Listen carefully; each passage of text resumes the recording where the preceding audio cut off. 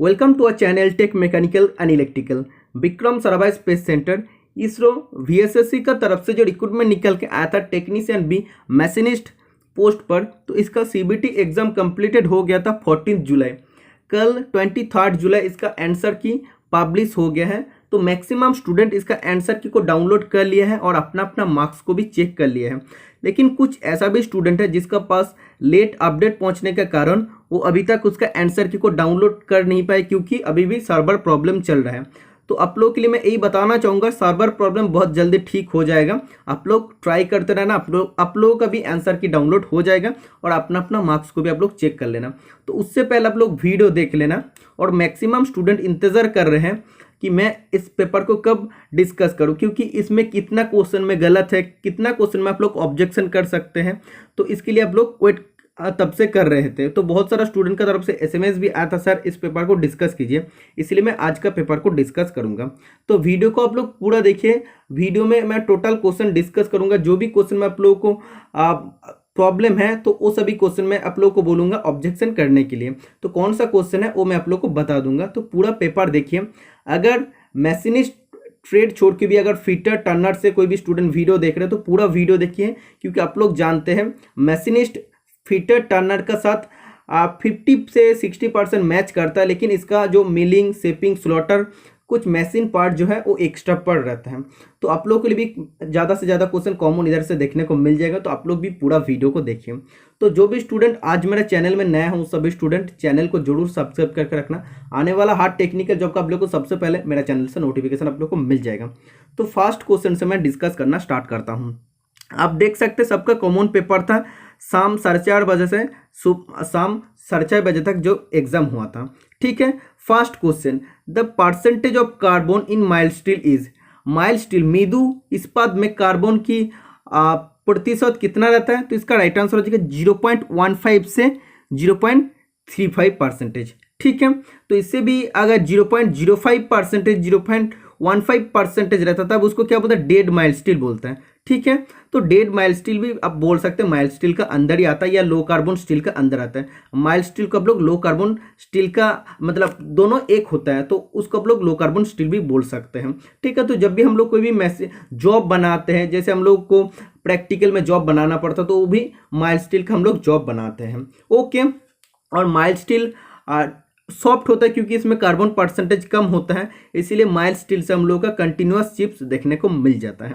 Next question आप देख सकते हैं number 2, for a cutting speed of 120 metre per minute if the job diameter are 25 millimetre, 50 millimetre and 75 millimetre, the RPM of the spindle will be. तो बहुत ही easy question है। एक question same to same turner का paper में भी पूछा गया है, तो उसमें भी सेम क्वेश्चन पूछा था। उसमें भी कटिंग स्पीड बोल दिया था और आरपीएम निकालने के लिए बोला था। तो आप लोग तो जानते हैं कटिंग स्पीड का फॉर्मूला क्या होता है ड्रिल के लिए, पाई dn/1000 होता है। ठीक है। तो एन का वैल्यू क्या हो जाएगा? एन का वैल्यू आप लोग जानते हैं, एन इजिकल टू हो जाएगा CS इंटू 1000/πd हो जाएगा। ओके। तो आप लोगों को जानना चाहिए, अगर आप लोग थोड़ा सा दिमाग को लगाते हैं तो आप लोग जानते हैं जब भी डायमीटर कम रहता है आरपीएम ज़्यादा होता है। इसका बाद आप देख सकते हैं इसका डायमीटर और भी ज़्यादा है तो इसका आरपीएम और भी कम होगा, और इसका डायमीटर और भी ज़्यादा मतलब इसका आरपीएम और भी कम होगा। तो इसमें से सबसे कम किसका आरपीएम होगा? तो आप लोग जानते हैं लास्ट में जो रहेगा उसका आरपीएम सबसे कम होगा। तो आप देख सकते हैं जो पहला ऑप्शन है, पहला ऑप्शन में लास्ट में कितना आरपीएम है? 1528 में, ये सबसे ज़्यादा आरपीएम है, ये भी नहीं होगा। इसका बाद सेकेंड में आप देखेंगे तो लास्ट में 1624 है, तो ये भी नहीं होगा, क्योंकि जिसका डायमीटर बड़ा है उसका आरपीएम कैसे ज़्यादा होगा? ये भी नहीं होगा। आप लोग अगर थोड़ा सा लॉजिक लगाएंगे तो एक ही आप लोग को डायमीटर पुट करके अगर आप लोग देखते हैं, डायमीटर का जगह अगर आप लोग 25 लिख के और 3.14 और कटिंग स्पीड का जगह जो भी दिया 120 करके अगर देखते तो आप लोग का राइट आंसर आ जाता 1528। ठीक है। तो इसका बाद आप लोग जानते हैं, आप उसका बाद डायमीटर बढ़ रहा है मतलब उसका जो आरपीएम होगा वो भी घटेगा, और लास्ट में 75 में मतलब और भी उसका आरपीएम घटेगा। ठीक है। तो option number C is the right answer हो जाएगा। अगर आप लोग चाहते हैं तो तीनों को कैलकुलेशन करके देख सकते हैं सेम फॉर्मूला में, लेकिन अगर थोड़ा सा स्मार्ट ट्रिक्स करेंगे या थोड़ा सा दिमाग लगाएंगे तो इसका राइट आंसर आ जाएगा option number C. Next question number देख सकते हैं 3 नंबर का question, 1 joule is equal to, तो 1 जूल इज इक्वल टू क्या होता है आप लोग जानते हैं? Work done is equal to क्या होता है, डिस्प्लेसमेंट इनटू फोर्स होता है, ठीक है। तो इसको आप लोग बोल सकते हैं वर्क डन का या वर्क का फॉर्मूला तो जूल, और फोर्स का फॉर्मूला या यूनिट होता है न्यूटन, और डिस्प्लेसमेंट का यूनिट होता है मीटर। तो 1 joule is equal to 1 newton metre भी आप लोग बोल सकते हैं ना, तो सेम होता है। तो option number B is the right answer हो जाएगा। समझ में आ गया है। नेक्स्ट क्वेश्चन आप देख सकते हैं number 4, how many index plates are used along with Brown and Sharpe dividing plate. Brown and Sharpe dividing plate में कितना इंडेक्स प्लेट रहता है, तो इसका राइट आंसर हो जाएगा ऑप्शन नंबर 3। तो इसको भी मैं अच्छा से चेक किया हूँ, इसका भी राइट आंसर 3 हो जाएगा, ठीक है। तो आप लोग का ज़्यादा से ज़्यादा क्वेश्चन पूछा गया था, सेपर, स्लॉटर, मिलिंग से ज़्यादा क्वेश्चन पूछा गया था, ठीक है। नेक्स्ट क्वेश्चन नंबर 5 आप देख सकते हैं, a group is to be milled in a mild steel workpiece by using 15 millimetre diameter end mill cutter rotating 500 RPM, the cutter speed should be. तो इसके लिए भी सेम आप लोग का फॉर्मूला लगाना पड़ेगा। Cutter speed is equal to क्या करना पड़ेगा, पाई डी एन बटा 1000 आपको करना पड़ेगा, ठीक है। तो इस फॉर्मूला में अगर आप लोग करेंगे तो उसमें भी आप लोग का मीटर पर मिनट में इसका आंसर आ जाएगा। तो पाई का जगह क्या हो जाएगा, आप लोग जानते हैं 3.14 हो जाएगा। इसके बाद आपको क्या करना पड़ेगा, डी का वैल्यू 15 मिलीमीटर लेना पड़ेगा। इसके बाद आप देख सकते हैं RPM 500 है, ओके, और नीचे क्या आ जाएगा, नीचे आ जाएगा 1000, ओके। तो काटने के बाद आप लोग को अप्रॉक्स आ जाएगा option number C 24 metre per minute. तो इसके लिए भी सेम टू सेम फॉर्मूला होगा, ओके। मैं एक्चुअली फीटर का स्टूडेंट था, तो ज़्यादा से ज़्यादा क्वेश्चन जो भी फीटर और टर्नर से रहता है वो मैं डिस्कस अच्छा से कर पाता हूँ, क्योंकि CNC मिलिंग थोड़ा सा डीपली हमको उतना नॉलेज नहीं है। फिर भी मैं कोशिश करूंगा आने वाला दिन में और भी कुछ मैं नॉलेज गेन करके आप लोगों के साथ शेयर करने का कोशिश करूंगा। मैं आप लोगों को पहले ही बोला था, मेरा जितना भी नॉलेज है मैं उतना ही आप लोगों के साथ शेयर करने का कोशिश करता हूं। तो जितना हमसे हो पाता है मैं उतना ही आप लोगों के लिए डिस्कस करूंगा, ठीक है। एक क्वेश्चन आप लोग जानते हैं बहुत बार मैं क्लास में डिस्कस कर दिया हूँ, चाहे CNC का है या नॉर्मल क्वेश्चन है। ये point two point control in CNC is suitable only for, तो पॉइंट टू पॉइंट कंट्रोल किस में होता है, एक क्वेश्चन टर्नर का भी पेपर में पूछा गया है।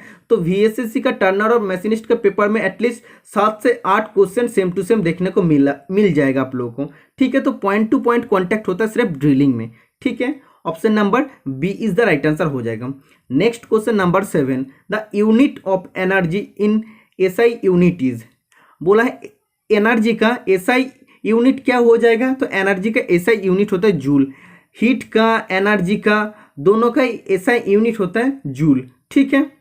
नेक्स्ट क्वेश्चन आप देख सकते हैं 8 नंबर का question, what mechanism is used in plunger type dial test indicator DTI dial test indicator to convert linear motion of plunger to rotary motion. जो प्लंजर जब मतलब ऐसे रैखिक मूवमेंट कर रहा है तब उसमें क्या होता है, जो उसका पॉइंटर होता है उसमें रोटरी मोशन होता है। तो एक्चुअली लीनियर जा रहा है, तो इस मोशन को रोटरी मोशन में कन्वर्ट कैसे करते हैं plunger type dial test indicator में, तो रैक एंड पिनियन मैकेनिज्म का मदद हम लोग करते हैं। अगर लीवर एंड स्क्रॉल DTI बोलता तब हो जाता लीवर एंड स्क्रॉल मैकेनिज्म, ठीक है।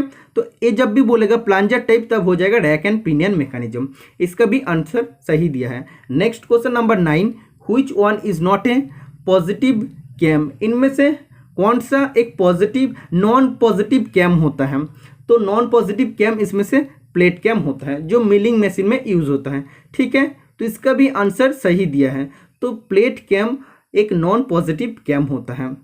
नेक्स्ट क्वेश्चन आप देख सकते हैं number 10, the depth of thread in Indian standard, bureau of Indian standard में इंटरनल थ्रेड के लिए डेप्थ क्या होता है। एक क्वेश्चन भी पूछा गया है टर्नर का पेपर में, लेकिन उसमें आंसर गलत दिया है। तो इसका राइट आंसर हो जाएगा 0.6134 इंटू पिच, इंटरनल थ्रेड के लिए जो डेप्थ होता है BIS में, ओके। तो option number D is the right answer हो जाएगा। Next question number 11, which angle is not to be change while drilling grinding. Drill grinding, जब हम लोग ड्रिल का जो फ्रंट पोर्शन होता है वो अगर ड्रिल का कटिंग एज अगर ब्लंट हो जाता है तो उसको अगर रीशार्पनिंग करने का ज़रूरत होता है तो हम लोग ग्राइंडिंग मशीन में जाकर उसको रीशार्पनिंग करते हैं।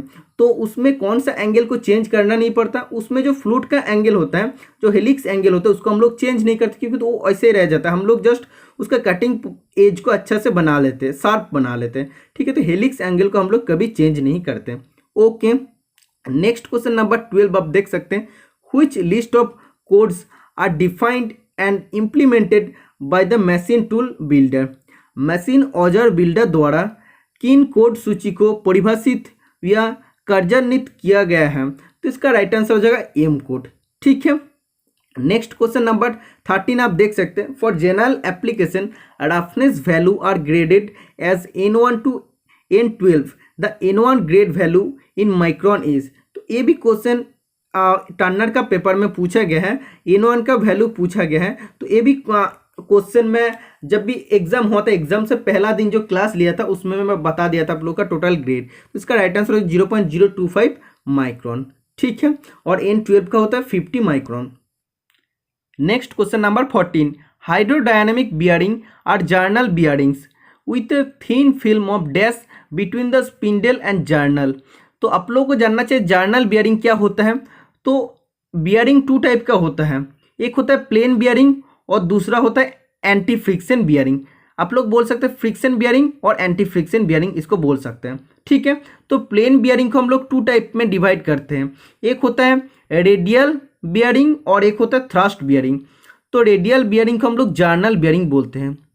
तो जर्नल बियरिंग या रेडियल बियरिंग में क्या होता है, जो लोड आता है, लोड बियरिंग एक्सिस का साथ राइट एंगल में रहता है। सो बियरिंग एक्सिस ए है, ये बियरिंग एक्सिस है, लोड उसका परपेंडिकुलर या राइट एंगल में आता है, 90 डिग्री में आता है, तो इसको बोलता है रेडियल या जर्नल बियरिंग। तो बोला है इसमें क्वेश्चन में बोला है हाइड्रोडायनेमिक बियरिंग एक टाइप का जर्नल बियरिंग होता है जिसमें स्पिंडल और जर्नल का बीच में हम लोग थिन फिल्म ऑफ क्या यूज करते हैं, ऑयल देते हैं, ठीक है। Next question number 15, the general ratio of soluble oil and water used as coolant is. जब भी हम लोग मैशिनिंग करते हैं, कोई भी पार्ट को अगर मैशिनिंग करते हैं तो उस टाइम हम लोग का कूलेंट का जरूरत पड़ता है। तो कूलेंट का हिसाब से जनरल पर्पस में हम लोग सोल्यूबल ऑयल और वाटर मिक्स करके बनाते हैं कूलेंट को। तो उसमें सोल्यूबल ऑयल कितना रहता है, वाटर कितना रहता है, इसका रेशियो होता है 1:20। सोल्यूबल ऑयल 1 भाग रहता है तो वाटर 20 भाग रहता है, ठीक है। तो option number C is the right answer हो जाएगा। नेक्स्ट क्वेश्चन नंबर 16 आप देख सकते हैं, which one of the following standard tapers is self holding taper. इनमें से कौन सा एक स्टैंडर्ड टेपर को सेल्फ होल्डिंग टेपर बोलते हैं? तो इसका राइट आंसर हो जाएगा मोर्स टेपर, क्योंकि ये ऑटोमेटिकली होल्ड हो जाता है। इसमें बहुत ही कम मात्रा में या बहुत ही कम इसमें टेपर एंगल रहता है, 3 डिग्री का आसपास इसका टेपर एंगल होता है।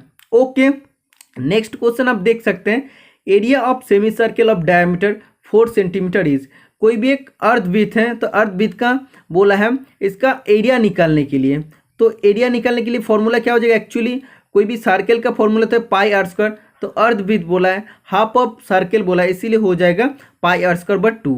तो इसको जब भी आप लोग करेंगे, इसका बाद आपको लिखना पड़ेगा 3 पॉइंट, या आप लोग लिख सकते हैं 22/7, नीचे 2 रहेगा, इसका बाद आपको आर स्क्वायर देना पड़ेगा, 2 × 2 करना पड़ेगा। तो इसका बाद अगर आप लोग इसको कैलकुलेशन करेंगे तो option number B is the right answer आ जाएगा।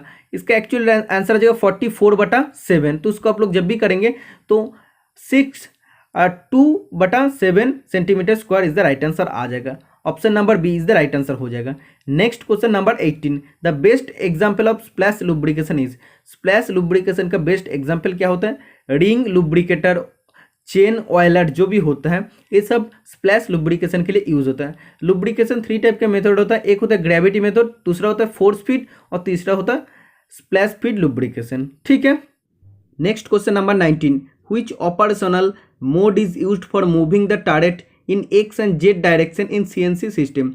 सीएनसी प्रणाली में एक्स और जेड डायरेक्शन में टारगेट का मूव करने के लिए कौन सा ऑपरेशनल मोड यूज होता है?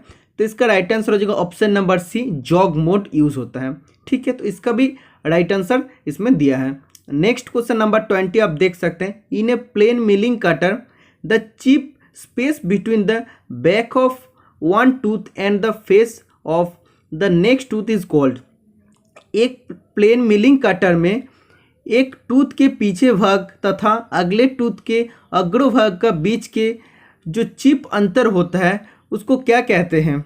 तो कोई भी एक प्लेन मिलिंग कटर है तो उसका जो ये जो आप देख सकते पीछे भाग है और एक टीथ का जो अग्रभाग है, तो इसका बीच में जो चिप डिस्टेंस होता है या गैप होता है इसको क्या बोलते हैं? इसको बोलते हैं गैस। ठीक है, option number C is the right answer हो जाएगा।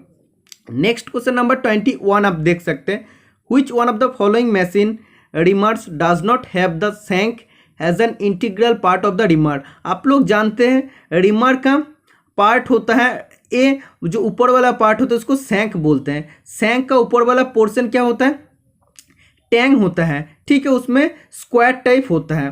तो जो भी हैंड रिमर होता है उसमें स्क्वायर टाइप होता है टैप रेंच को होल्ड करने के लिए, लेकिन जिसमें जो मशीन रिमर होता है उसमें टैपर रहता है, मोर टैपर रहता है। ठीक है, तो कौन सा एक मशीन रिमर होता है जिसमें शैंक एक आंतरिक भाग का रूप में नहीं आता है?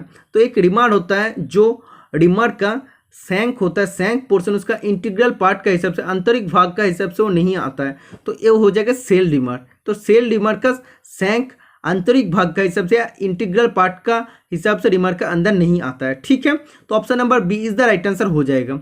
नेक्स्ट क्वेश्चन नंबर 22 आप देख सकते हैं, a basic shaft is one whose. तो बेसिक शाफ्ट किसको बोलते हैं? बेसिक होल बोलता है जिसका लोअर डिविएशन 0 होता है, वो होता है कैपिटल एच। और बेसिक शाफ्ट के लिए क्या होता है? जिसका अपर डिविएशन 0 होता है, वो होता है स्मॉल एच। ठीक है, तो इधर राइट आंसर हो जाएगा upper deviation is 0। Option number B is the right answer हो जाएगा। नेक्स्ट क्वेश्चन नंबर 23 आप देख सकते हैं, the numerical system that describe the location of an object by numerical expressing the distance from a fixed point along two axis is called. जैसे हम लोग ए कमा बी लिखते हैं, कोई भी पॉइंट लिखते हैं ना, जैसे एक्स कमा वाई लिखते हैं, 2 कमा -3 ऐसे अगर हम लोग लिखते हैं, तो इसको कौन सा कोऑर्डिनेट सिस्टम बोलते हैं? इसको बोलते हैं Cartesian coordinate system. Cartesian coordinate system इसको बोलते हैं। ठीक है, नेक्स्ट क्वेश्चन नंबर 24 आप देख सकते हैं, रिमर कैलकुलेशन से क्वेश्चन दिया है, ये डायमीटर 12 मिलीमीटर रीम्ड होल, एक रीम्ड होल बनेगा कितना साइज का? टोटल है 12 मीटर का होने वाला, 12 मिलीमीटर का होने वाला है। ठीक है, और एक माइल्ड स्टील जॉब का ऊपर एक रिमिंग होल हम लोग बनाएंगे। तो बोला है रिमर करने से पहले उसका जो ड्रिल हम लोग को बनाना पड़ेगा, तो ड्रिल का साइज क्या हो जाएगा? तो ड्रिल साइज का फॉर्मूला क्या हो जाता है? आप लोग जानते हैं, रिम्ड होल का जो साइज होगा उससे minus over size plus under size. तो इस क्वेश्चन में तो बहुत ही आप लोग के लिए एडवांटेज मिल गया, क्योंकि इसमें अंडर साइज ओवर साइज दोनों मेंशन कर दिए हैं। तो रिम्ड होल का साइज क्या हो जाएगा? 12 mm, और इधर ओवर साइज तो ऑलवेज आप लोग जानते हैं 0.05 mm होता है, और अंडर साइज बोल दिया है 0.2 मिलीमीटर। तो क्या हो जाएगा? 12 माइनस 0.25 मिलीमीटर, तो 11.75 millimetre is the right answer हो जाएगा। ठीक है, तो option number A is the right answer हो जाएगा। समझ में आ गया है। नेक्स्ट क्वेश्चन आप देख सकते हैं, hydraulic intensifier is employees. Hydraulic brake अगर जो भी कुछ होता है, हाइड्रोलिक किस प्रिंसिपल में काम करते हैं? पास्कल का प्रिंसिपल में काम करता है। ओके, नेक्स्ट क्वेश्चन आप देख सकते हैं number 26, weight of mild steel sheet, density 7.8 gram per centimetre cube, of size 1 metre with 1 metre length and 1 metre thickness. एक क्वेश्चन इस टाइप का क्वेश्चन, एक क्वेश्चन आप लोग का जरूर इसरो में हर पेपर में पूछे जाता है। तो इसको करने के लिए एक ही फॉर्मूला होता है, आप लोग जानते हैं, डेंसिटी इज इक्वल टू होता है मास बटा वॉल्यूम। इसमें आप लोग को निकालने के लिए बोला है वेट निकालना पड़ेगा, मतलब मास। तो मास इज इक्वल टू क्या हो जाएगा? Density into volume. डेंसिटी तो ऑलरेडी दिया है, आप लोग को जस्ट वॉल्यूम निकालना पड़ेगा। डेंसिटी सेंटीमीटर क्यूब पर दिया है, तो आप लोग को ये जो वॉल्यूम होगा उसको भी सेंटीमीटर क्यूब में लाना पड़ेगा। तो विद क्या दिया है? विद 1 मीटर दिया है, उसको सेंटीमीटर करेंगे तो क्या हो जाएगा? 100 हो जाएगा। इसका बाद ये तो विद हो गया, लेंथ इसको भी अगर आप लोग सेंटीमीटर में कन्वर्ट करेंगे 100 हो जाएगा। और 1 मिलीमीटर दिया है, इसको अगर आप लोग सेंटीमीटर में कन्वर्ट करेंगे तब हो जाएगा 0.1। तो टोटल क्या आ जाएगा? वॉल्यूम आ जाएगा 1000 सेंटीमीटर क्यूब। ठीक है, आप लोग जानते हैं मास इजिकल क्या हो जाएगा? Density into volume. तो डेंसिटी तो ऑलरेडी दिया है, तो डेंसिटी ग्राम पर सेंटीमीटर क्यूब में दिया है, तो ऊपर में ग्राम इंटू सेंटीमीटर क्यूब हो जाएगा, नीचे क्या हो जाएगा? सिर्फ सेंटीमीटर क्यूब होगा, तो सेंटीमीटर क्यूब कट जाएगा, इसका बाद क्या आ जाएगा 7800 आ जाएगा, ग्राम आ जाएगा। तो इसमें आप लोगों को निकालना पड़ेगा, किसमें, केजी में आपको निकालना पड़ेगा। तो इस ग्राम को अगर आप लोग केजी में करेंगे तो 1000 से डिवाइड करना पड़ेगा, तब क्या आ जाएगा 7.8 केजी आ जाएगा। समझ में आ गया ना, बहुत ही मोस्ट इंपॉर्टेंट क्वेश्चन है। तो इस क्वेश्चन हर पेपर में, इसरो का हर पेपर में पूछे जाते हैं, ठीक है, समझ में आ गया है। तो इसका भी राइट आंसर दिया है। नेक्स्ट क्वेश्चन आप देख सकते हैं 27 नंबर का question, stick slip friction in machine guide ways can be reduced by using strips of material such as dash पदार्थ की स्ट्रिप का उपयोग करें मशीन गाइड वेज की स्टिक स्लिप घर्षण के कम किया जाता है। जो स्टिक स्लिप फ्रिक्शन होता है मशीन गाइड वेज में, उसको कम करने के लिए हम लोग कौन सा मटेरियल का स्ट्रिप यूज़ करते हैं। इस टाइप का जो स्ट्रिप होता है, लंबा लंबा प्लेट का जैसे जो स्ट्रिप होता है, तो कौन सा मटेरियल का स्ट्रिप यूज़ करते हैं हम लोग, टूर साइड का स्ट्रिप यूज़ करते हैं। Okay, option number C is the right answer हो जाएगा। Next question number 28, the heat treatment process used for softening hardened steel is. कोई भी हार्डेंड स्टील को अगर हम लोग सॉफ्टनिंग करना चाहते हैं, नरम करना चाहते हैं, तो उस हीट ट्रीटमेंट प्रोसेस को क्या बोलते हैं, उस हीट ट्रीटमेंट प्रोसेस को एनेलिंग कहते हैं। लेकिन आंसर की का हिसाब से इसका राइट आंसर टेम्परिंग दिया है, तो ये टोटली गलत है। टेम्परिंग में हम लोग हार्डेंड स्टील को क्या करते हैं, उसका अंदर हार्डनेस को कम करते हैं। हार्डनेस कम मतलब उसका अंदर जो ब्रिटलनेस रहता है, ब्रिटलनेस को कम करते हैं और टफनेस प्रॉपर्टी को बढ़ाते हैं। इंटरनल जो भी स्ट्रेस रहता है उसको निकाल देते हैं और उसका अंदर डक्टिलिटी प्रॉपर्टी देता है। लेकिन कोई भी हार्डेंड स्टील का अगर सॉफ्टनिंग प्रॉपर्टी, सॉफ्टनेस को बढ़ाना पड़ता, तब हम लोग एनेलिंग करते हैं। तो क्यों हम लोग सॉफ्टनेस बढ़ाते हैं, क्योंकि ज़्यादा हार्ड अगर कोई भी मटेरियल हो जाता है उसको हम लोग मैशिनिंग नहीं कर पाते थे, तो उस मटेरियल को क्या करना पड़ता है, सॉफ्ट करना पड़ता है। तो जब भी हम लोग सॉफ्ट करते हैं तो मैशिनेबिलिटी प्रॉपर्टी बढ़ जाता है। तो एनेलिंग हम लोग करते हैं, उसका दो प्रॉपर्टी होता है। एक होता है टू सॉफ्टन द स्टील, जो स्टील रहता है उसको सॉफ्टन करता है, नरम करता है, और इम्प्रूव द मैशिनेबिलिटी प्रॉपर्टी। इस मटेरियल का मैशिनेबिलिटी प्रॉपर्टी मशीन द्वारा काट सकते हो, प्रॉपर्टी को हम लोग बढ़ा सकते हैं, ठीक है। तो इस क्वेश्चन में आप लोग इसमें ऑब्जेक्शन कर सकते हैं, इसमें आप लोग को 4 मार्क्स मिल जाएगा, ठीक है। इधर अगर बोलता है कि टफनेस प्रॉपर्टी को हम लोग बढ़ाते तब टेम्परिंग हो जाता है, लेकिन इधर एनेलिंग का बात किया है, जो सॉफ्टनिंग बोला है मतलब एनेलिंग हो जाएगा, ठीक है। नेक्स्ट क्वेश्चन नंबर 29 आप देख सकते हैं, which material is ground using green silicon carbide grinding wheel. आप लोग जानते हैं ग्राइंडिंग व्हील का 2 टाइप के एब्रेसिव होता है, एक होता है आर्टिफिशियल और दूसरा होता है नेचुरल एब्रेसिव। तो आर्टिफिशियल एब्रेसिव के अंदर आता है सिलिकॉन कार्बाइड, SiC आता है। तो ग्रीन सिलिकॉन कार्बाइड यूज होता है सीमेंटेड कार्बाइड को ग्राइंडिंग करने के लिए, ठीक है। नेक्स्ट क्वेश्चन आप देख सकते हैं number 30, what is the name of feed movement if table moves towards and away from the column of slaughter. यदि टेबल स्लॉटर कॉलम की ओर उससे दूर गमन करता है तो उस फीड को क्या कहते हैं, तो उस फीड को कहते हैं option number D longitudinal movement, ठीक है। तो नेक्स्ट कोई भी एक क्लास में मैं स्लॉटर और शेपर्ड का बारे में जो भी मोस्ट इंपॉर्टेंट क्वेश्चन होता है उसका कॉन्सेप्ट का साथ आप लोग को क्लियर कर दूंगा। आज का दिन आप लोग थोड़ा सा एडजस्ट कर लेना, क्योंकि हमको इसमें फास्ट भी डिस्कशन करना पड़ रहा है, इसके बाद हमको वेल्डर का पेपर भी डिस्कशन करना पड़ेगा, ओके। तो आप लोग जस्ट इसका राइट आंसर जान लीजिए। नेक्स्ट क्वेश्चन नंबर 31 आप देख सकते हैं, which one of the following mechanism is used in shapers to convert the oscillatory motion to linear motion. दोलनी गति की रैखिक गति में परिवर्तन करने के लिए कौन सा मैकेनिज्म का हम लोग यूज करते हैं शेपर मशीन में, तो इसका राइट आंसर हो जाएगा क्रैंक एंड स्लॉटेड मैकेनिज्म। तो crank and slotted mechanism use करके हम लोग क्या करते हैं, जो दोलनी गति होता है, ऑसिलेशन मोशन होता है, उसको हम लोग रैखिक मोशन में हम लोग उसको रैखिक गति में कन्वर्ट कर सकते हैं, ठीक है। तो किसका मदद से कर सकते हैं, क्रैंक एंड स्लॉटेड मैकेनिज्म का मदद से हम लोग कर सकते हैं, okay. Option number C is the right answer हो जाएगा। नेक्स्ट क्वेश्चन नंबर 32 आप देख सकते हैं, in A grinding wheel marking. तो ग्राइंडिंग व्हील का मार्किंग करने के लिए आप लोग जानते हैं 7 चीज़ का जरूरत पड़ती है, इधर 7 चीज़ ही दिया है। और इधर बोला एज का मतलब क्या, एज होता है ग्रेड, ठीक है। तो grade is the right answer हो जाएगा। ग्रेड 3 टाइप्स का होता है, सॉफ्ट, मीडियम और हार्ड। तो ये जो एज दिया है ये भी मीडियम के अंदर आता है, ओके। नेक्स्ट क्वेश्चन नंबर 33 आप देख सकते हैं। नेक्स्ट क्वेश्चन नंबर 33 आप देख सकते हैं, calculate the helix next question number 33, calculate the helix angle having lead of helix 358 millimetre and workpiece diameter 114 millimetre. तो हेलिक्स एंगल निकालने के लिए बोला है, बहुत ही इंपॉर्टेंट क्वेश्चन है। इसका हेलिक्स एंगल का फॉर्मूला होता है tan अल्फा इजिकल टू होता है लीड बटा पाई डी। ठीक है, तो इधर लीड क्या बोल दिया है, इधर tan अल्फा आप लोग को लिखना पड़ेगा, लीड बोल दिया 358 और पाई का वैल्यू क्या हो जाएगा 3.14 हो जाएगा और डी इधर दे दिया है 114। इसको जब भी आप लोग करेंगे ऊपर में भी आप लोग का 358 नीचे में भी आप लोग का 358 आ जाएगा। ओके, तो इधर 1 आ जाएगा, तो tan अल्फा इजिकल टू 1, तो tan alpha is equal to tan 45 हम लोग बोल सकते हैं। तो अल्फा इजिकल टू क्या हो जाएगा 45 आ जाएगा। समझ में आ गया ना। तो न्यूमेरिकल क्वेश्चन में आप लोग का साथ ईच एंड एवरीथिंग आप लोग को डिस्कस कर दूंगा इस पीडीएफ में जो भी न्यूमेरिकल है। ओके, तो option number C is the right answer हो जाएगा। नेक्स्ट क्वेश्चन नंबर 34 आप देख सकते हैं, ए स्क्वायर माइनस बी स्क्वायर का फॉर्मूला में दिया है, तो एक्चुअली इसका राइट आंसर हो जाएगा √5 स्क्वायर माइनस √3 स्क्वायर। तो एक क्या निकल के आ जाएगा 5 - 3 2 हो जाएगा। समझ में आ गया, option number C is the right answer हो जाएगा।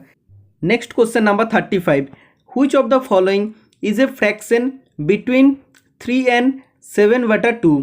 तो बोला है कौन सा इनमें से फ्रैक्शन है जो 3 and 7/2 का बीच में वो उस फ्रैक्शन बिलोंग करता है। तो 3 और 7/2 मतलब क्या है 3.5।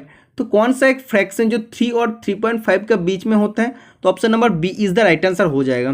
क्योंकि आप लोग इसको अगर डिवाइड करेंगे तो जब भी इसको डेसिमल में करेंगे तो 3.25 इसका राइट आंसर आ जाएगा। तो 3.25 3 और 3.5 का बीच में आ रहा है, लेकिन बाकी अगर आप लोग करेंगे तो सब 2.5 या सब देखेंगे तो 2.5 2.5 ऐसा करके आएगा, या 2 मतलब 3 से वो कम आएगा, वो 3 और 3.5 के बीच में नहीं आ रहा है। सिर्फ ऑप्शन नंबर बी 13/4, तो ए सिर्फ 3 and 7/2 का बीच में आ रहा है। Option number B is the right answer हो जाएगा। Next question number 36, what is the name of a drill element used for edge formed by intersection of fluid surface and body clearance. Drill का fluid surface और body clearance का intersection करने के बाद जो as form होता है, तो उस ड्रिल एलिमेंट का नाम क्या है, हील होता है। Okay, option number C is the right answer हो जाएगा। तो ड्रिल से कौन सा भाग हील होता है आप लोग को एक बार देख लेना चाहिए। आप देख सकते हैं लेफ्ट साइड में आपको ड्रिल बिट का आप लोग को ड्राइंग देखने को मिलेगा। तो इसमें आप लोग को नॉर्मली अगर देखेंगे तो आप लोग को हील पोर्शन देखने को नहीं मिलेगा, लेकिन ड्रिल बिट का पास जो ड्राइंग दिया है इसमें जो पोर्शन है आप देख सकते हैं, इस पोर्शन को हील बोलते हैं। तो इधर एक हील है और इधर एक हील है। तो समझ में आ गया कौन सा पोर्शन हील होता है। तो मोस्ट इंपॉर्टेंट क्वेश्चन होता है ड्रिल का कौन सा हील पोर्शन होता है। ओके, नेक्स्ट क्वेश्चन नंबर 37 आप देख सकते हैं, the hexagonal prism having side is 8 centimetre and height is 20 centimetre, its volume is. तो एक question same to same turner का पेपर में भी पूछा गया है। तो कोई भी एक प्रिज्म है, प्रिज्म का क्या बोला है, इसका साइड दे दिया है 8 सेंटीमीटर और हाइट दे दिया 20 सेंटीमीटर। इसका वॉल्यूम निकालने के लिए बोला है। तो एक्चुअली आप लोग को जानना चाहिए प्रिज्म का जो वॉल्यूम का फॉर्मूला होता है वो होता है बेस एरिया इंटू हाइट होता है। ओके, तो बेस में क्या, बेस में तो हेक्सागन है, तो हेक्सागन का एरिया का फॉर्मूला क्या हो जाता है 6 × √3/4 × a²। ये मतलब साइड स्क्वायर हो जाएगा। तो साइड क्या है, साइड बोल दिया 8 × 8। ओके, तो बेस एरिया निकल गया और हाइट इसका साथ अगर मल्टीपल कर देंगे तब इसका राइट आंसर आ जाएगा, कितना आएगा 1920 √3 centimetre cube is the right answer आ जाएगा। तो ये फॉर्मूला आपको यूज करना पड़ेगा। ठीक है, तो फॉर्मूला होता है मेन फैक्ट। अगर आप लोगों को फॉर्मूला याद है तो इजीली आप लोग कर सकते हैं। Next question number 38, the pattern of the work surface caused by the movement of the cutting tool is known as. Cutting tool का मूवमेंट होने का कारण वर्क सरफेस का ऊपर जो पैटर्न बनता है, इस टाइप का जो पैटर्न बनता है, इसको क्या बोलते हैं, इसको बोलते हैं सरफेस टेक्सचर। लेकिन इस क्वेश्चन का जो आंसर दिया है, आंसर की मैं आंसर गलत दिया है, इसमें आप लोग ऑब्जेक्शन कर देना। इसका आंसर ले दिया है, ले इसका आंसर नहीं होता, जो डायरेक्शन होता है उसको ले बोलता है। लेकिन जो कटिंग टूल मूव होने का कारण उसका जो वर्क सरफेस के ऊपर कार्य सरफेस के ऊपर जो पैटर्न बनता है उसको सरफेस टेक्सचर बोलते हैं। इसमें भी आप लोग ऑब्जेक्शन करते ना, तो 2 क्वेश्चन हो गया, इसमें आप लोग ऑब्जेक्शन कर सकते हैं। इसलिए मैं आप लोग को पहले से बोल रहा था कि पूरा पेपर को देखिए, आप लोगों के लिए बहुत इंपॉर्टेंट होने वाला है। Next question number 39, BIS system, how many fundamental tolerance grades is available. BIS system में कितना फंडामेंटल टॉलरेंस होता है? 18 फंडामेंटल टॉलरेंस होता है, ओके। और कितना फंडामेंटल डिविएशन होता है? 25 फंडामेंटल डिविएशन होता है। समझ में आ गया है? मोस्ट इंपॉर्टेंट क्वेश्चन है, तो option number D is the right answer हो जाएगा। नेक्स्ट क्वेश्चन नंबर 40 आप देख सकते हैं, the rapid index plate is generally fitted in to the dash end of the spindle nose. बोला है rapid index plate generally spindle nose end का कौन सा भाग में रहता है? रेयर भाग में, पीछे भाग में रहता है या फ्रंट भाग में रहता है? तो फ्रंट भाग में रहता है। तो rapid index plate spindle nose का ऑलवेज फ्रंट एंड में रहता है। समझ में आ गया? मोस्ट इंपॉर्टेंट क्वेश्चन है। ये सब क्वेश्चन थोड़ा सा हायर लेवल का पूछा गया है जो भी मैशिनिस्ट से बिलोंग करता है, क्योंकि इतना भी टफ क्वेश्चन पूछे नहीं जाता है बाकी सब एग्जाम में। अगर NPCL या DI का जो भी एग्जाम में बात करते हैं बहुत ही ईजी क्वेश्चन आता है, लेकिन इसमें थोड़ा सा डिफिकल्टी क्वेश्चन पूछा गया है, इसलिए इसका काट ऑफ भी उतना ज़्यादा नहीं जाएगा। Next question, what stands for B in ABC of first aid. First aid का ABC सिस्टम जो होता है, ए मतलब होता है ARO, बी मतलब होता है ब्रीदिंग, सी मतलब होता है सर्कुलेशन। तो बी का मतलब क्या हो जाएगा? Breathing. Option number B is the right answer हो जाएगा। Next question number 42, which one of the following gears are used to transmit motion between parallel shaft. तो समांतर शाफ्ट का बीच की गति को संचार करने के लिए निम्नलिखित में से किस गियर का उपयोग किया जाता है? 2 पैरेलल शाफ्ट का बीच में अगर मोशन को ट्रांसमिट करना पड़ता तब हम लोग हेलिकल गियर भी इस्तेमाल कर सकते हैं, नहीं तो स्पार गियर भी हम लोग इस्तेमाल कर सकते हैं। तो स्पार गियर ऑप्शन में नहीं है, तो helical gear is the right answer हो जाएगा। तो option number A is the right answer हो जाएगा। Next question number 43, which drill holding device is use to hold a drill tapered shank bigger than the machine spindle. कोई भी एक drill का अगर टेपर्ड शैंक का साइज ड्रिल मशीन स्पिंडल से अगर ज़्यादा हो जाएगा तब हम लोग उसका बीच में सॉकेट यूज़ करते हैं। और यही same to same question turner में पूछा था, उधर पूछा था कि स्मॉलर अगर हो जाता, अगर टेपर शैंक ड्रिल का साइज अगर मशीन स्पिंडल से छोटा होता तब हम लोग स्लीव यूज़ करते हैं, और जब भी बड़ा हो जाता तब हम लोग सॉकेट यूज़ करते हैं। तो option number B is the right answer हो जाएगा। नेक्स्ट क्वेश्चन नंबर 44 आप देख सकते हैं, what is the name of the feed movement which is parallel to the spindle axis in a horizontal milling machine. Horizontal milling machine में जो feed movement को हम लोग स्पिंडल एक्सिस का पैरेलल देते हैं, समांतर देते हैं, उस फीड को क्या बोलते हैं? इसका राइट आंसर हो जाएगा option number B, cross feed. ठीक है, तो cross feed is the right answer हो जाएगा। ये भी इसका जो आंसर दिया है इसका आंसर भी सही दिया है। Next question number 45, which one of the following is the dovetail measuring method. तो डबटेल जो होता है, जैसे लेथ मशीन का जो बेड में होता है डबटेल, तो डबटेल को मेजरमेंट करने के लिए हम लोग क्या यूज़ करते हैं? Using roller and slip gauge use करते हैं। तो डबटेल का जो एंगल होता है, एंगल निकालने के लिए हम लोग क्या फॉर्मूला यूज़ करते हैं? tan θ/2 is equal to x minus Y बटा 2h। तो इसका रिलेटेड जो भी न्यूमेरिकल होता है मैं नेक्स्ट क्लास में आप लोग के लिए प्रोवाइड कर दूंगा। तो using roller and slip gauge हम लोग यूज़ करते हैं डबटेल को मेजरमेंट करने के लिए। ओके, मैशिनिस्ट वालों के ज़्यादातर जगह में स्किल टेस्ट में डबटेल काटने के लिए आप लोग को पूछे जाते हैं या आप लोग को प्रैक्टिकल में दिए जाता है। Next question number 46, which type of milling machine is used mostly in general workshop. General workshop में सबसे ज़्यादा कौन सा मिलिंग मशीन का इस्तेमाल किया जाता है? कॉलम एंड नी टाइप का मिलिंग मशीन यूज़ किया जाता है। तो कॉलम एंड नी टाइप का मिलिंग मशीन का अंदर बहुत सारा मिलिंग मशीन आता है जो मैं आप लोग को बता देता हूँ। एक्चुअली अगर मिलिंग मशीन का क्लासिफिकेशन किया जाता है तो टोटल हम लोग 4 टाइप से हम लोग उसको क्लासिफिकेशन करते हैं। एक कॉलम एंड नी टाइप होता है, दूसरा होता है फिक्स बेड टाइप, तीसरा होता है प्लेनर टाइप और चौथा होता है स्पेशल टाइप। इस 4 में से हम लोग सबसे ज़्यादा यूज़ करते हैं कॉलम एंड नी टाइप। तो कॉलम एंड नी टाइप का अंदर आता है जैसे प्लेन या जिसको आप लोग हॉरिजॉन्टल मिलिंग मशीन बोल सकते हैं, दूसरा होता है वर्टिकल मिलिंग मशीन और तीसरा होता है यूनिवर्सल मिलिंग मशीन। ठीक है, तो क्लासिफिकेशन ऑफ मिलिंग मशीन में आप लोग को बता दिया टोटल 4 होता है और कॉलम एंड नी टाइप का अंदर आता है 3 जो होता है प्लेन या हॉरिजॉन्टल मिलिंग मशीन, दूसरा होता है वर्टिकल मिलिंग मशीन और तीसरा होता है universal milling machine. Okay, next question आप देख सकते हैं नंबर 47। तो लुब्रिकेंट से क्वेश्चन पूछा गया है, ग्राफाइट इज ए, तो ग्राफाइट होता है एक solid lubricant, option number A is the right answer हो जाएगा।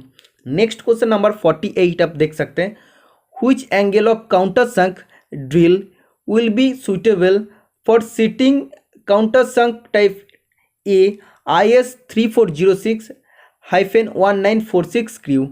तो इधर बोला है काउंटरसंक ड्रिल का जो ए टाइप होता है तो उसमें ए टाइप का एंगल कितना होता है, तो काउंटरसंक ड्रिल का ए टाइप का एंगल होता है 90 डिग्री। ओके, अगर क्वेश्चन में बी टाइप पूछता तब हो जाता 120 डिग्री। ठीक है, तो option number C is the right answer हो जाएगा। नेक्स्ट क्वेश्चन नंबर 49 आप देख सकते हैं, which one of the following is an artificial abrasive. Artificial abrasive silicon carbide होता है जिसको हम लोग SiC या C से हम लोग इसको लिखते हैं। ठीक है, नेक्स्ट क्वेश्चन आप देख सकते हैं number 50, the tooth thickness of A rack is measured by. ये क्वेश्चन को भी मैं एग्जाम होने से एक दिन पहले डिस्कस कर दिया था। गियर का टूथ थिकनेस को मेजर करने के लिए या रैक का टूथ थिकनेस को मेजर करने के लिए हम लोग क्या यूज करते हैं, गियर टूथ वर्नियर कैलिपर हम लोग इस्तेमाल करते हैं। ओके, नेक्स्ट क्वेश्चन नंबर 51 आप देख सकते हैं, for spade drill dash helix angle is used. जो स्पेड ड्रिल इसमें 2 कटिंग एज रहता है, तो इसमें कोई भी फ्लूट नहीं रहता, जस्ट स्ट्रेट टाइप का होता है। वो पिछले जब हम लोग मतलब जब ट्विस्ट ड्रिल आविष्कार नहीं हुआ था, डिस्कवर नहीं हुआ था, तो ट्विस्ट ड्रिल आने से पहले हम लोग स्पेड ड्रिल का यूज़ करते थे जिसमें कोई भी हेलिकल पाथ नहीं है। तो हेलिकल पाथ जिसमें नहीं होगा तो उसमें हेलिक्स एंगल भी नहीं होगा, तो इसलिए इसका राइट आंसर हो जाएगा ऑप्शन नंबर सी 0। इसमें हेलिकल एंगल या हेलिक्स एंगल 0 होता है। Next question number 52, density of water is. Water का डेंसिटी कितना होता है, 1000 किलोग्राम पर मीटर क्यूब होता है और कभी कभी दिया जाता है 1 ग्राम पर सेंटीमीटर क्यूब। तो दोनों दिया जाता है, तो जो भी ऑप्शन में रहेगा वो राइट आंसर हो जाएगा। Next question number 53, dash tool material is good for cutting non metallic material. तो नॉन मेटेलिक मटेरियल को कटने के लिए कौन सा टूल मटेरियल अच्छा होता है, तो option number C stellite is the right answer हो जाएगा। कभी कभी क्वेश्चन आता है स्टेलाइट कितना डिग्री टेम्परेचर तक उसका हार्डनेस को कंट्रोल कर सकते हैं, 700 डिग्री टेम्परेचर तक उसका हार्डनेस को कंट्रोल कर सकते हैं। कभी कभी पूछा जाता है स्टेलाइट किस एलिमेंट से बनता है, तो एक्चुअली क्रोमियम से बनता है और टंगस्टन से बनता है। जो भी कोबाल्ट बेस्ड स्टेलाइट होता है उसमें कोबाल्ट भी ऐड हुआ रहता है। ओके, नेक्स्ट क्वेश्चन आप देख सकते हैं number 54, unit of specific gravity is. Specific gravity को आप लोग रिलेटिव डेंसिटी भी बोल सकते हैं। तो इसका यूनिट क्या होता है, कोई भी यूनिट नहीं होता, नॉन ऑफ दिस अबव, क्योंकि इसका जो फॉर्मूला होता है स्पेसिफिक ग्रेविटी या रिलेटिव डेंसिटी इक्वल होता है डेंसिटी ऑफ सब्सटेंस बटा density of water at 4 degree centigrade. तो ऊपर में भी डेंसिटी का जो यूनिट होता है ग्राम पर सेंटीमीटर क्यूब, नीचे में भी जो ग्राम पर सेंटीमीटर क्यूब रहता है, काटने के बाद तो कोई भी यूनिट नहीं रहता ना, इसीलिए इसका राइट आंसर हो जाएगा नॉन ऑफ दिस, इसका कोई भी यूनिट नहीं होता है।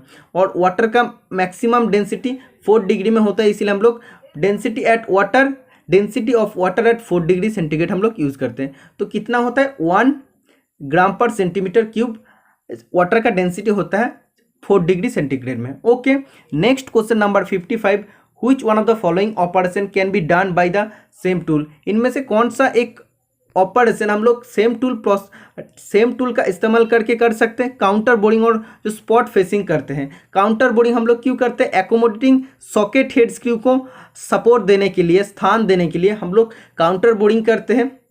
और स्पॉट फेसिंग करते हैं, कोई भी होल है तो होल का अंदर कोई भी वॉशर या नाट या बोल्ट को स्थान देने के लिए हम लोग स्पॉट फेसिंग करते हैं। तो काउंटर बोरिंग और स्पॉट फेसिंग सेम होता है, लेकिन उसमें क्या होता है स्पॉट फेसिंग में थोड़ा सा डेप्थ ज़्यादा होता है, जिसमें हम लोग ऐसे सोचो कोई भी एक होल है, जॉब में एक ऐसे होल है, तो hole totally through out the hole है, मतलब थ्रू आउट द थिकनेस से होल है, तो इसमें सोचो इतना तक इसका डेप्थ का हम लोग बढ़ा दिए हैं, तो इसको काउंटर सिंकिंग बोलते हैं, काउंटर बोरिंग बोलते हैं। इससे ज़्यादा डेप्थ तक अगर हम लोग कर दे तो उसको बोलता है स्पॉट फेसिंग। तो एक ही टूल का इस्तेमाल करके हम लोग दोनों ऑपरेशन को कर सकते हैं, इसीलिए इसका राइट आंसर हो जाएगा counter boring and spot facing. Next question number 56 आप देख सकते हैं, 8x + 7y = 12 एंड दिया है 4x plus 3y is equal to 4। तो आप लोगों को कैसे करना पड़ेगा, बहुत ही इंपॉर्टेंट क्वेश्चन है। ऐसे आप लोगों को लिखना पड़ेगा 8x plus 7y is equal to 12। तो आप लोगों को ऐसे करना पड़ेगा, ये जो इक्वेशन है सेकेंड इक्वेशन को 2 से मल्टीपल कर देना पड़ेगा, तब x से समान हो जाएगा। तो सबको मल्टीपल करना पड़ेगा, 6y हो जाएगा और इधर 8 हो जाएगा। इसके बाद अगर साइन चेंज करेंगे तो क्या हो जाएगा, माइनस हो जाएगा, तो इधर कट जाएगा, y इज इक्वल टू आएगा 4। तो y का वैल्यू अगर 4 आ जाएगा इस इक्वेशन में, अगर आप लोग इसको y का वैल्यू लिख देते हैं तो आप लोग का x का वैल्यू -2 आ जाएगा। Option number D is the right answer हो जाएगा। नेक्स्ट क्वेश्चन नंबर 57 आप देख सकते हैं सेल्सियस में दिया, फ़ारेनहाइट में आपको कन्वर्ट करने के लिए दिया है। आप लोग जानते हैं मानव शरीर का, ह्यूमन बॉडी का जो टेम्परेचर होता है, normal temperature 30 degree 37 degree centigrade या 98.4 डिग्री फ़ारेनहाइट होता है।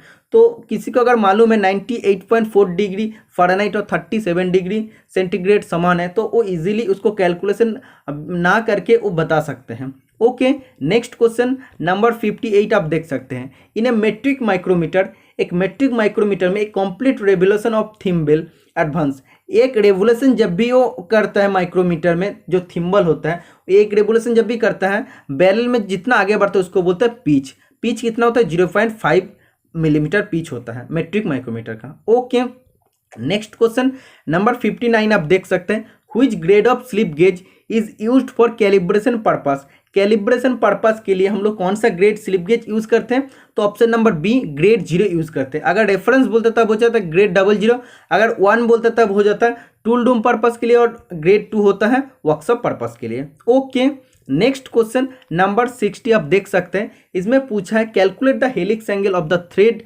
Up to tan theta. तो सेम टू सेम जो हेलिक्स एंगल निकालने का फॉर्मूला आप लोग लिखे थे वही आप लोगों को फॉर्मूला देना पड़ेगा। इसका बाद बोले काट on A job of diameter 2 inch with pitch 1/8 inch और 3 स्टार्ट स्क्वायर थ्रेड दिया है।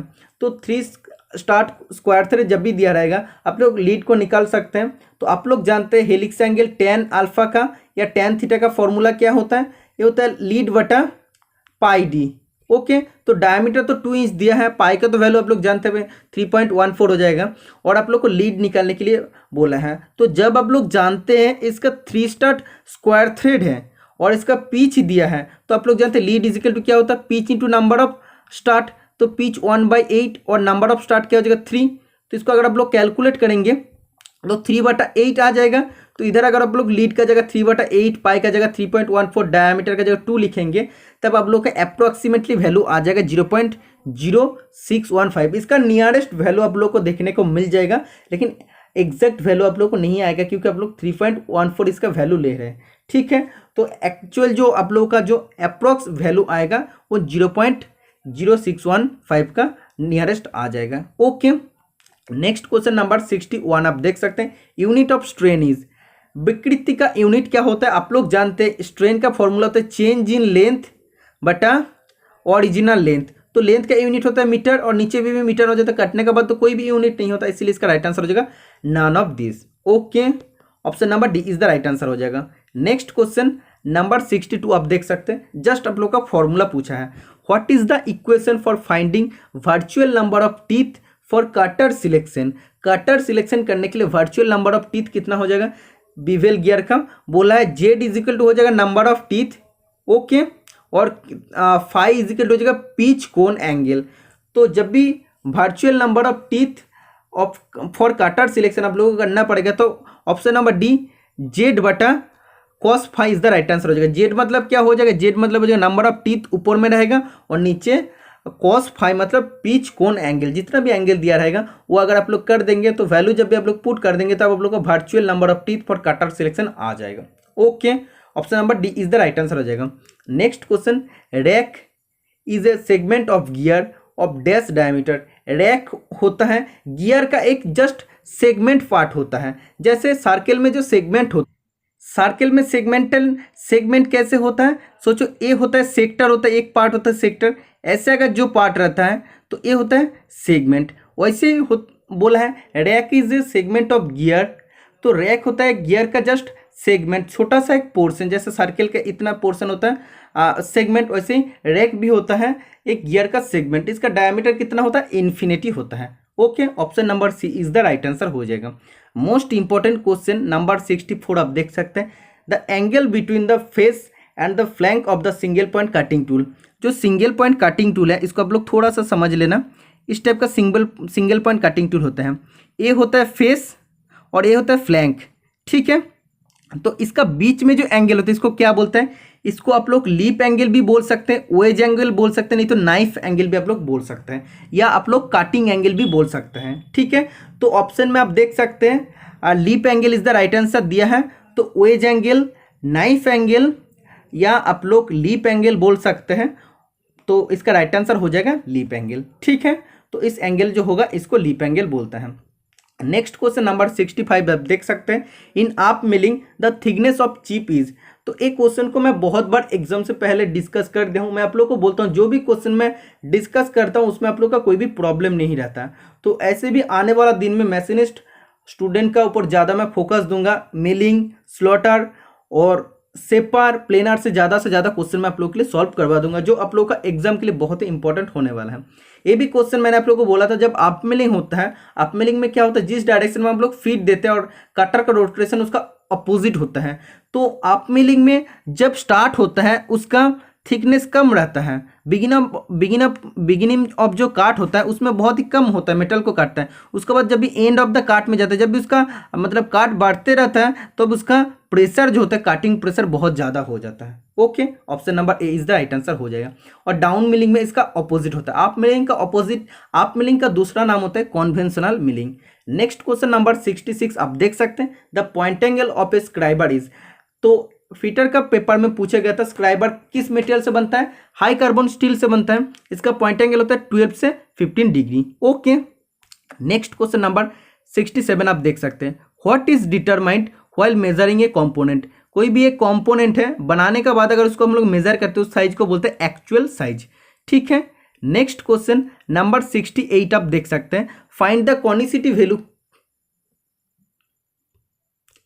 Next question number 68, find the conicity value K of a shaft having maximum diameter 90 mm, small diameter 80 mm and length 1 cm। तो कॉनिसिटी is equal to क्या होता है मैं आप लोग का साथ डिस्कस कर दूं।